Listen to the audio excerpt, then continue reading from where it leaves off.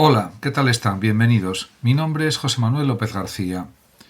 Filosofía de Tetens. Johannes Nicolaus Tetens fue un filósofo que nació el 16 de septiembre de 1736 y murió en 1807 en Copenhague.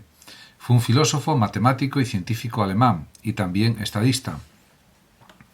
Ciertamente, durante su vida influyó notablemente en otros pensadores, como es el caso de Kant, por ejemplo, y aunque era de origen humilde, hijo de un posadero, estudió en Rostock y Copenhague. Se doctoró en el año 1760 después de haber adquirido en 1759 el grado de maestro. Presentó una solicitud ante la recién fundada Universidad de Bothop, donde fue nombrado en 1763 profesor de física, haciéndose cargo en 1765 del rectorado del Pedagogium. Durante esos años escribió varios tratados sobre temas diversos que iban desde el color del cielo a la existencia de Dios, pasando por el origen del lenguaje.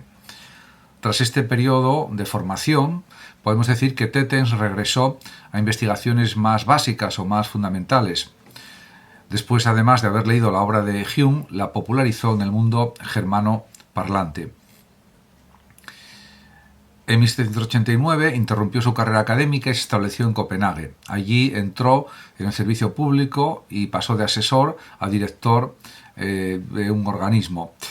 En 1790 recibió el nombramiento de consejero de Estado y podemos decir que en su última época se interesó en la matemática pura así como en la aplicada.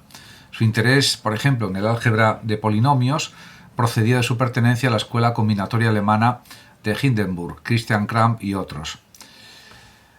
Podemos afirmar que su pensamiento, el pensamiento de Tetens, fue influido directamente por las obras de Christian Wolff y también por la filosofía de John Locke, del empirismo inglés en definitiva. Y, por supuesto, David Hume también influyó poderosamente en su pensamiento. Gracias a sus planteamientos fenomenalistas, ejerció una considerable influencia sobre Immanuel Kant, quien a su vez había influido sobre Tetens con su disertación inaugural del año 1770. Durante su trabajo en la crítica de la razón pura, Kant tenía algún libro de Tetens siempre en su escritorio. Además, la terminología de Kant, que pareció completamente nueva, innovadora, para sus contemporáneos estaba en parte influida o marcada por el sello de Tetens. Podemos decir que Tetens quiso emprender la tarea de llevar a cabo un análisis psicológico del alma, según los procedimientos característicos o propios de las ciencias naturales. Quería también definir o determinar las facultades del alma, siendo el primero en establecer distinciones entre pensamiento, sentimiento y voluntad. En cuanto a sus trabajos sobre filosofía del lenguaje, hay que decir que alcanzaron un gran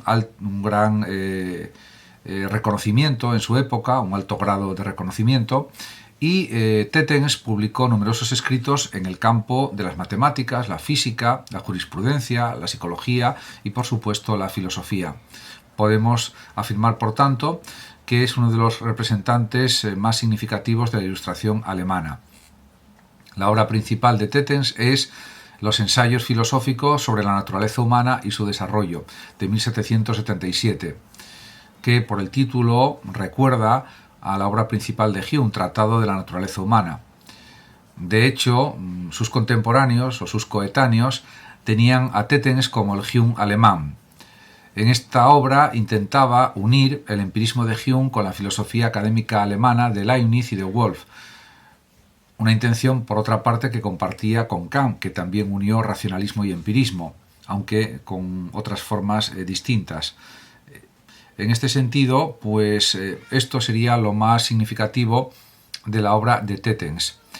Ciertamente no fue tan reconocido en el siglo XVIII su obra como, por ejemplo, la de Kant y la de otros filósofos, como por ejemplo Hegel, que vivió en parte en el siglo XVIII y principios del siglo XIX, o como Fichte, o como Schelling y otros. Pero ciertamente tiene una clara influencia quizás sus obras no fueron tan leídas en su tiempo como las de Kant y las de otros pensadores, pero no cabe duda de que la influencia que irradió a otros pensadores alemanes de su tiempo fue importantísima, y en ese sentido pues hay que considerarlo como un filósofo realmente notable. Además, que escribió sobre muchísimas cuestiones de una forma erudita, de una forma, podemos decir, precisa, y en ese sentido pues también investigó sobre el alma, investigó sobre la psicología y sobre otros muchos puntos y sobre diversas ciencias. En ese sentido hay que reconocer su labor completa como pues un gran polígrafo, un experto en numerosos temas, y es algo, por supuesto, que hay que reconocer, diríamos, en las investigaciones de Tetens. Es un filósofo que habría que darlo más a conocer a través de más ediciones de sus obras, de sus libros, ediciones, por supuesto, que estén bien traducidas al castellano, ediciones que permitan que se difunda más su pensamiento, porque ha quedado un poco opacado, en cierto sentido, por la obra de Kant, por la obra de Hegel, de Schelling, que ya he dicho anteriormente. En cualquier caso, todo esto es posible con una buena edición de sus obras, una edición asequible al público en general, y eso sería lo más apropiado, con unas buenas introducciones críticas de sus pensamientos, de sus ideas principales, etc. Podemos decir que los intereses de Kant, al igual que los intereses de Tetens, fueron muy amplios.